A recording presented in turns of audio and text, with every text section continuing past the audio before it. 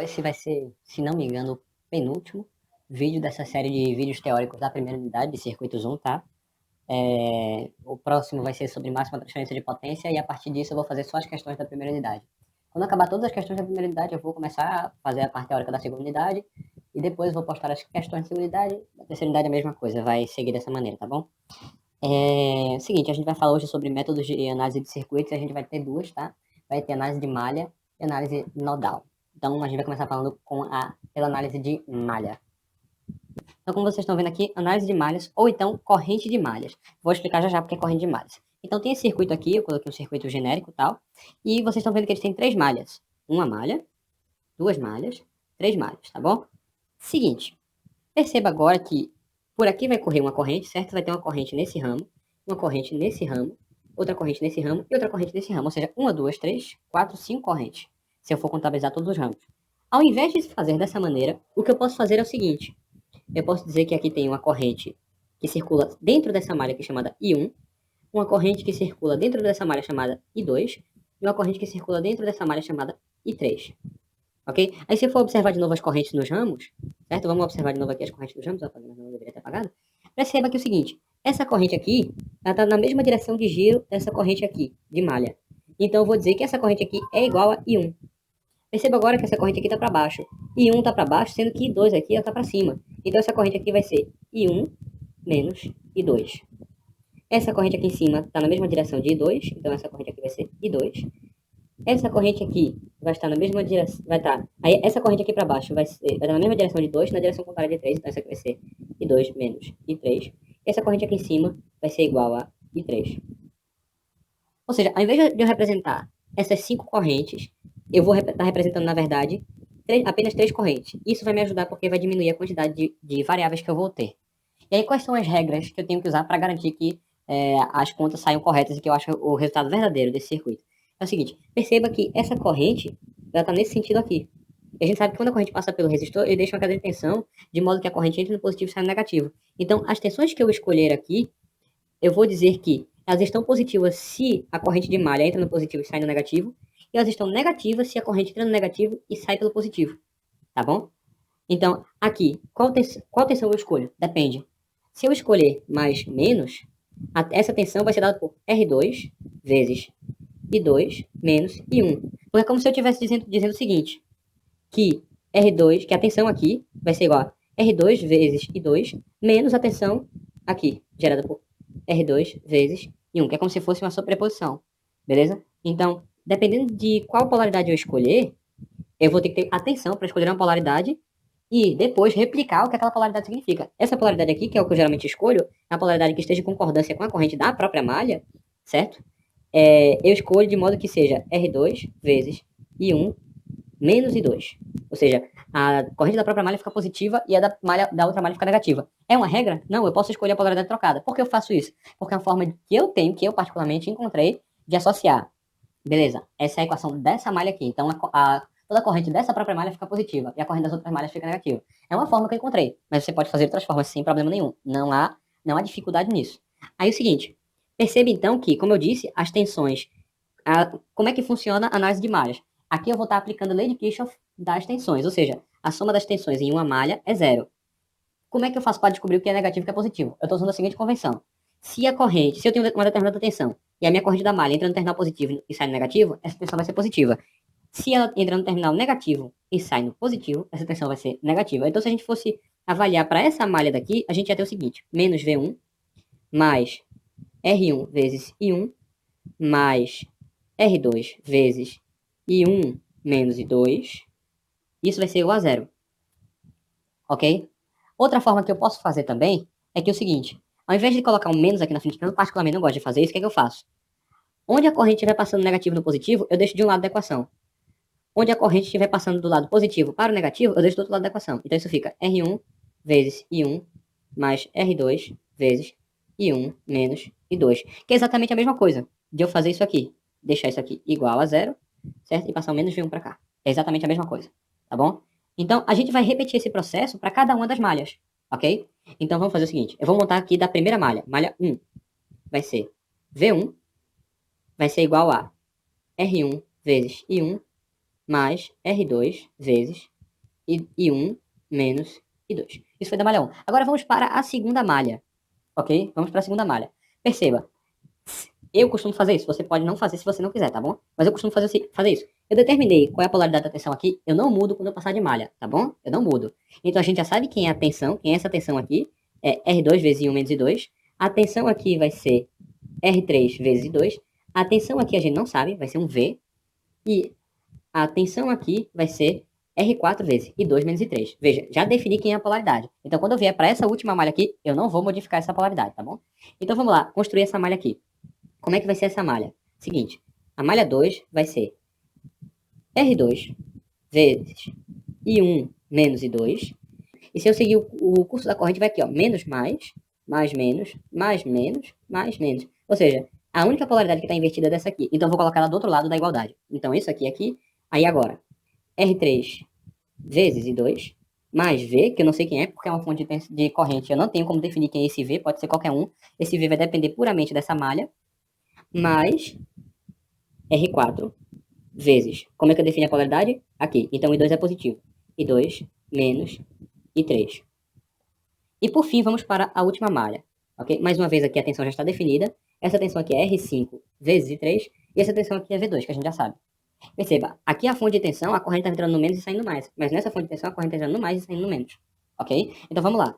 A gente vai ter que R4 vezes I2 menos I3 vai ser igual a R5 vezes 6 mais V2. Tem alguma coisa estranha. Por quê? Só tenho 3 equações e surgiu uma quarta variável aqui. Como é que faço para resolver isso? É simples. Perceba que, se você lembrar o que eu falei, a corrente aqui nesse ramo vai ser igual à corrente da malha. E quem é a corrente nesse ramo aqui? Eu tenho uma fonte de corrente aqui, ou seja, essa corrente nesse ramo está determinada. Então, a minha corrente de malha, dessa malha aqui, é igual à corrente desse ramo. Ou seja, se eu tiver uma fonte de corrente em um ramo, aquela corrente ali naquele ramo vai ser igual à corrente de malha. Ou se o caso fosse outro, se eu tivesse aqui uma fonte de corrente aqui em uma malha que está em um ramo que está entre duas malhas, essa corrente aqui vai ser igual a essa corrente menos essa corrente aqui, beleza? Então, sempre vai no circuito, o circuito sempre vai dar para a gente condições de calculá-lo, ou seja, eu sempre vou ter a quantidade de variáveis igual à quantidade de equações, tá bom? Em circuito linear, definido, ou seja, um circuito que tem a resposta definida, ele sempre vai me dar a mesma quantidade de equações e a mesma quantidade de variáveis.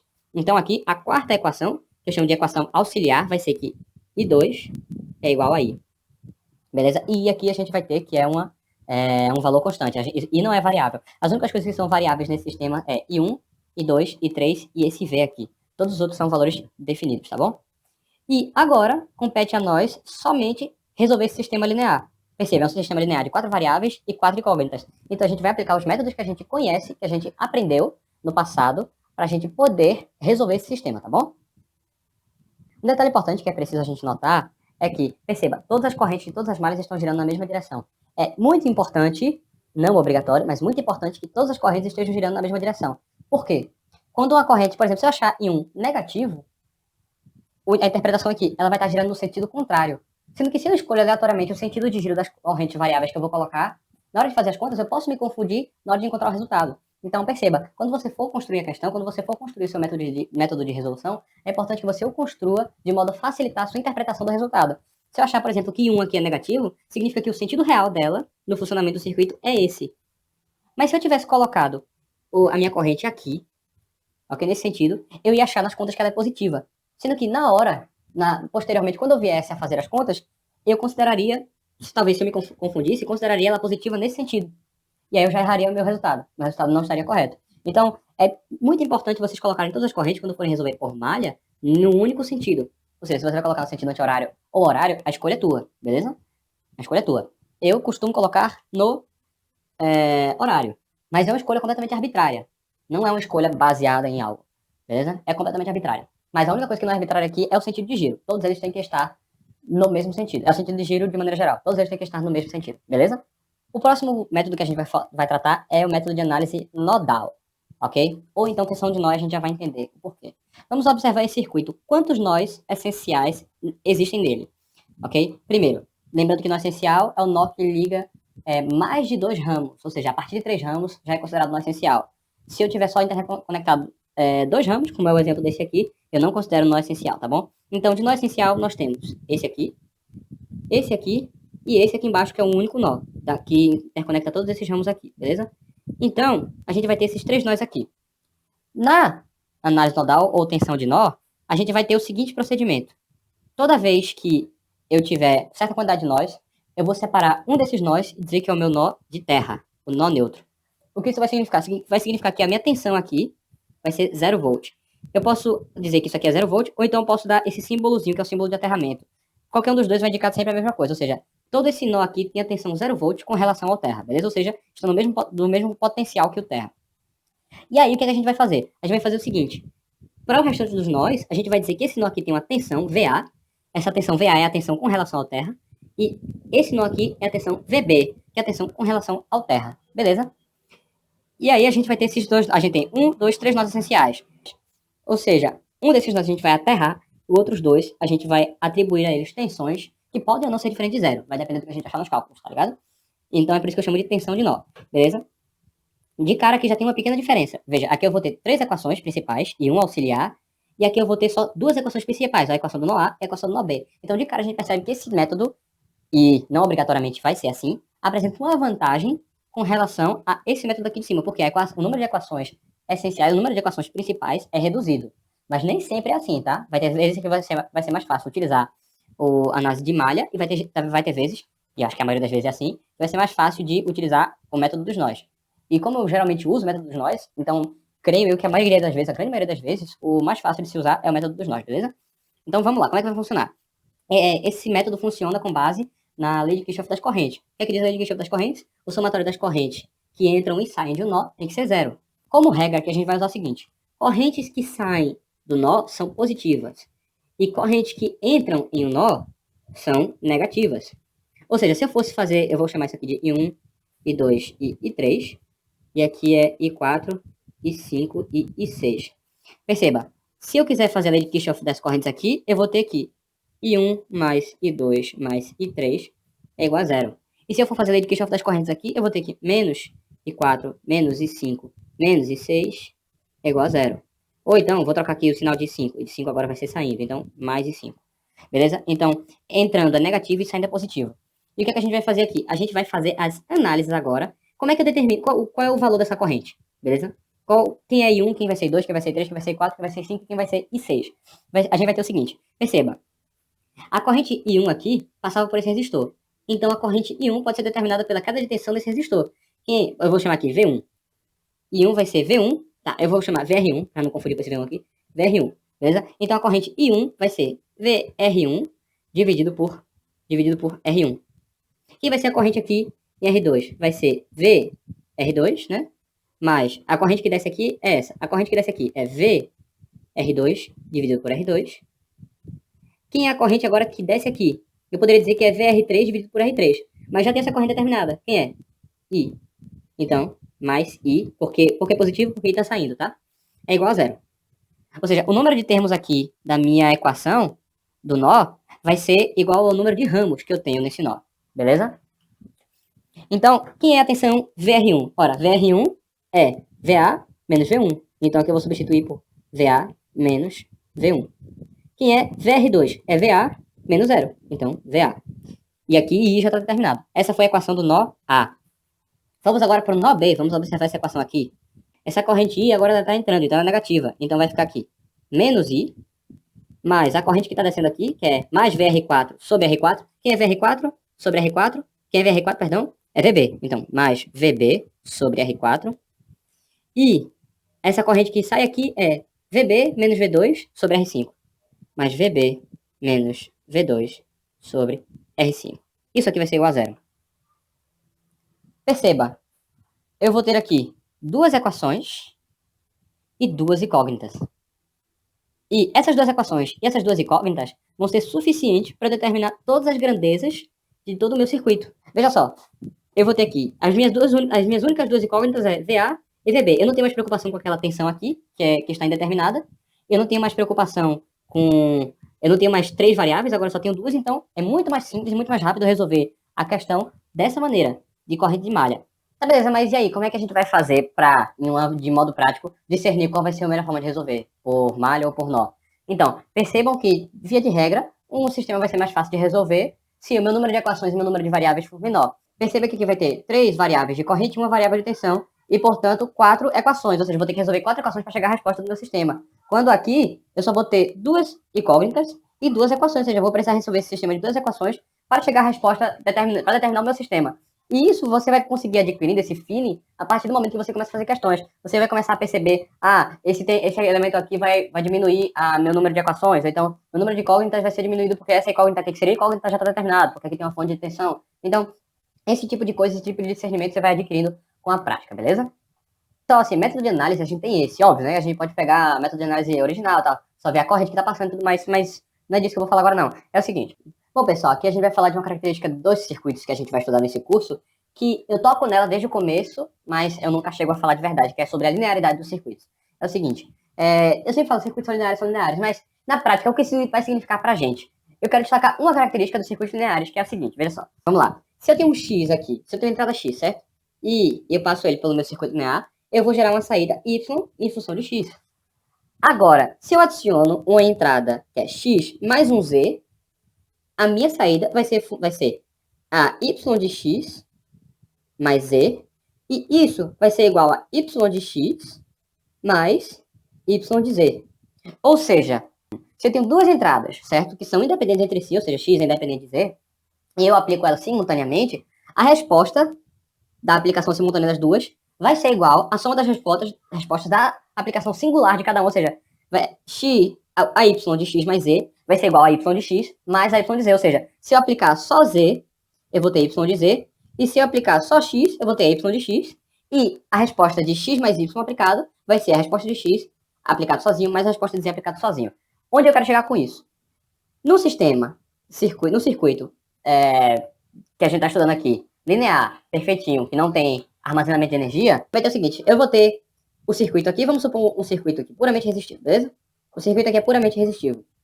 Então vai ter aqui alguns resistores e tudo mais, e eu estou medindo a tensão nesse resistor aqui, de 10 ohms, beleza? As minhas entradas aqui vão ser fontes independentes. Veja, se no meu circuito eu não tenho aqui nenhuma fonte, nada que injete energia nele, a minha saída aqui não tem como ser diferente de zero, porque eu não tenho energia. Eu não tenho uma tensão, não vou poder ter uma tensão aplicada, muito menos uma corrente. Agora, se eu adiciono uma fonte, seja de corrente, seja de tensão, ao meu circuito, eu estou adicionando uma entrada de energia. Ou seja, se eu adiciono, sei lá, uma fonte de corrente aqui, dependendo de como a minha fonte de corrente está localizada, aqui vai começar a passar uma corrente, beleza? Então aqui vai ter uma tensão finita. Ou, se eu adiciono uma fonte de tensão agora, aqui pode ter uma outra corrente e aqui uma outra tensão. Vou chamar aqui de... Se eu agora adiciono as duas entradas, e aqui V, a minha corrente aqui vai ser I mais I', I' mais I2', né? Que aqui é o I' é do V, I2' é do I, e aqui V' mais V2'. Ou seja, a minha resposta final vai ser a soma das duas respostas independentes. A gente pode colocar isso em prática, eu acho que no final do vídeo eu vou fazer uma simulação para vocês verem isso direitinho, tá bom? Mas, elencando todas essas coisas, a gente vai ter o seguinte método, que é o método da superposição, ok? Observando essas coisas, como é que vai ser? Vamos supor, exemplo, eu tenho aqui uma fonte de tensão, eu tenho aqui uma outra fonte de tensão, e aqui eu tenho aqui um resistor de 2 ohms, beleza? Vamos supor, aqui é 10 volts, aqui é 2 volts, beleza? Então a gente vai ter aqui 10 mais 2, a tensão daqui até aqui vai ser 12 volts. Então a corrente aqui vai ser 12 dividido por 2, 6 amperes. Se eu quiser fazer agora por superposição, o que eu vou fazer? Eu vou eliminar uma das entradas, ou seja, uma das fontes. Então, vou curto-circuitar aqui essa fonte. E vou fazer o cálculo só com essa aqui, beleza? Perceba, se aqui é 10 volts, aqui agora é 10 volts. Então, se aqui vai ser 10 volts, aqui vai ser 5 amperes, né? 10 dividido por 2 é igual a 5 amperes. Essa é a corrente, eu vou chamar de corrente I1. E agora, se eu tirar essa fonte aqui e colocar essa fonte aqui, que era de 2 volts, a minha tensão aqui agora vai ser 2 volts, a minha corrente vai ser 2 amperes, 1 ampere, 2 dividido por 2 vai ser igual a 1. Isso aqui eu vou chamar de corrente I2. E eu vou ter que a minha corrente I, que é a corrente total, vai ser, se a minha corrente é a saída, e a minha entrada X é 2 volts, e a minha entrada Z é 10 volts, então a minha corrente da saída, quando as duas entradas estão ativas, vai ser a soma das correntes de saída, quando apenas uma entrada está ativa, ou seja, I vai ser igual a I1 mais I2. Ou seja, 5 mais 1 é igual a 6, beleza? Aqui, método da superposição. Óbvio, eu coloquei um sistema muito simples, entendeu? Eu podia colocar, por exemplo, uma fonte de tensão aqui, essa fonte de tensão aqui e uma fonte de corrente aqui, que aí já ia ficar um pouquinho mais complicado, beleza? Mas, sem muito estresse, isso não isso aí vocês vão ver esse tipo de complicação quando forem lá fazer as questões. Mas aqui o que importa é aprender o básico. Ou seja, quando você vai resolver por superposição, você remove as entradas, deixa só uma entrada e acha a saída para aquela entrada. Aí depois remove essa outra entrada, deixa essa entrada, acha a saída para essa outra entrada. Aí por fim, remove a última e deixa essa aqui. E aí você acha a saída para essa entrada. Depois você vai somar todas essas saídas e você vai achar a resposta final. Você vai ver que vai ser equivalente, tá bom? Beleza, esse é o vídeo. Eu vou agora fazer a simulação para mostrar para vocês e é isso. Beleza, pessoal, então eu montei aqui um circuito, entre aspas, simplesinho, que é o seguinte. Eu tenho aqui 3 fontes, essa fonte de tensão aqui, essa fonte de corrente aqui e essa outra fonte de tensão aqui. E aí meu objetivo é, a minha saída, eu vou dizer que é a saída aqui, entendeu? Isso aqui é uma fonte de tensão controlada por corrente e tá vendo aqui que é 2 kV por ampere, ou seja, ele vai pegar a corrente aqui e vai multiplicar por 2.000 vezes, tá? Por padrão, assim, eu não alterei muito o sistema não para não dificultar muito a minha vida. Mas percebam o seguinte, aqui o meu circuito é 750 milivolts, a saída, com as 3 fontes. Se eu, vamos por exemplo, tirar as 2 fontes de tensão, eu vou desativar as 2 fontes de tensão, só vou colocar a fonte de corrente agora. Para quanto vai a minha tensão aqui? 250 milivolts, ou seja, 1/3 do valor original. Se eu agora decidir tirar a fonte de corrente e aplicar essa fonte de tensão aqui de baixo, para quanto é que vai? Vamos ver? Também 250 milivolts. E se eu finalmente desativar essa fonte aqui de baixo e ativar a fonte aqui de cima, para quanto é que vai? Para poder dar certa resposta, tem que dar 250 milivolts. Ou seja, se agora ativar essas duas, tem que dar a soma dessas duas ativadas, ou seja, 500 milivolts. De novo, se eu ativar só essas duas aqui, tem que dar a soma das duas tensões, ou seja, 500 milivolts. E por fim, a soma de todas as três vai ser 750 milivolts. Isso acontece porque esse é um circuito linear. Eu não tenho elementos acumuladores de energia, certo? Eu não tenho nenhum outro elemento com a característica não linear. As minhas fontes são lineares, os meus resistores são lineares. Se eu colocasse um diodo, que é um elemento não linear, aí o circuito já ia começar a apresentar diferença, entendeu? Vamos experimentar para ver se rola. Eu vou tentar colocar um diodo aqui, eu já volto. Pronto, beleza. Aqui eu adicionei o diodo Zener, tá? Para quem não conhece muito bem diodo, vocês vão ver isso mais para eletrônica. Acho que física 4, experimental, vocês veem, mas lá para eletrônica vocês vão ver melhorzinho. O diodo Zener é o seguinte. Você vai ter aqui a curva V versus I. E aí você vai ter o seguinte. O diodo vai ser o seguinte. O diodo ideal, ele funciona da seguinte forma. Para uma corrente, para uma tensão muito pequena, ele já abre, ele funciona como se fosse uma resistência muito baixa, então um circuito curto-circuito. Mas para resistência muito baixa, para uma corrente reversa, ou seja, indo pelo sentido reverso, indo por esse sentido aqui, ele fecha, certo? Ele ficaria assim, ou seja, como se fosse uma barreira, um circuito aberto. O diodo Zener, ele tem a seguinte característica. Na polaridade direta, ele tem essa mesma característica do diodo normal. Mas aqui, ele faz isso aqui, ó, uma determinada tensão, que é a tensão Zener, que é essa aqui, essa tensão aqui, 10 volts, ou seja, aqui em 10 volts, ele abre a chave, ou seja, um elemento não linear de circuito. E o objetivo da gente vai ser estudar agora o caso. Perceba, aqui a tensão é 1,1 volt. Vamos lá. Eu desliguei essa fonte aqui, foi mal que tava com problema. Eu desliguei essa fonte. Vamos lá, eu desliguei essa fonte de tensão aqui, e essa fonte de tensão, e liguei essa fonte de corrente, 500 milivolts. Se eu desligar agora a fonte de corrente e ligar essa fonte de tensão aqui de baixo, vamos ver quanto é que dá? 500 milivolts. Se eu desligar agora a fonte de tensão aqui de baixo e ligar a fonte de tensão aqui de cima, vamos ver quanto é que dá? 500 milivolts. Ou seja, vai dar 1.500 milivolts. Agora, se eu ligar as três, dá 1,1 volt. Ou seja, já não obedece mais à linearidade do circuito. Vamos ver de novo essa não obediência. Eu vou desligar agora só uma das fontes. Ou seja, desligar essa fonte de tensão aqui embaixo. 836 milivolts. Agora eu vou desligar só a fonte de tensão daqui de cima. Eu vou desligar só daqui de cima, perdão. Deixa eu desligar aqui, só daqui de cima. Vamos ver o que acontece. 836 milivolts. E agora vamos desligar de corrente e deixar só as duas fontes de tensão. 836 milivolts. Ou seja, esse circuito ele não respeita, certo? Se a gente fosse observar, você percebe, todos deram 836 milivolts. Então, se a gente fosse pensar um circuito linear, então cada um está contribuindo com 418 milivolts. Mas na prática, se a gente ligar um por um, a gente vai ver que cada um contribui com 500 milivolts. E no final, o resultado final não é o que a gente espera. Não é 1,1, que é o que a gente viu com todos ligados. Não é 1,5 que a gente viu com cada um, a somatória de cada um. Mas é 1,1 que é o que a gente viu com todos ligados. Então, um circuito não linear, ele apresenta elementos não lineares. Um circuito linear, ele não apresenta elementos lineares. Então, Todos os circuitos que a gente vai trabalhar aqui, circuitos 1, são sim lineares, tá? Que seja bem claro. Então a gente sempre vai poder aplicar esse método de superposição, tá? Então é isso, pessoal. Espero que tenham gostado do vídeo, espero que tenham conseguido aprender alguma coisa aqui. Esse é o último, se não o penúltimo vídeo da parte teórica da primeira unidade. Depois vai só questão da primeira unidade. E depois, enfim, vocês já sabem a história, tá bom? É isso, muito obrigado, valeu e até a próxima.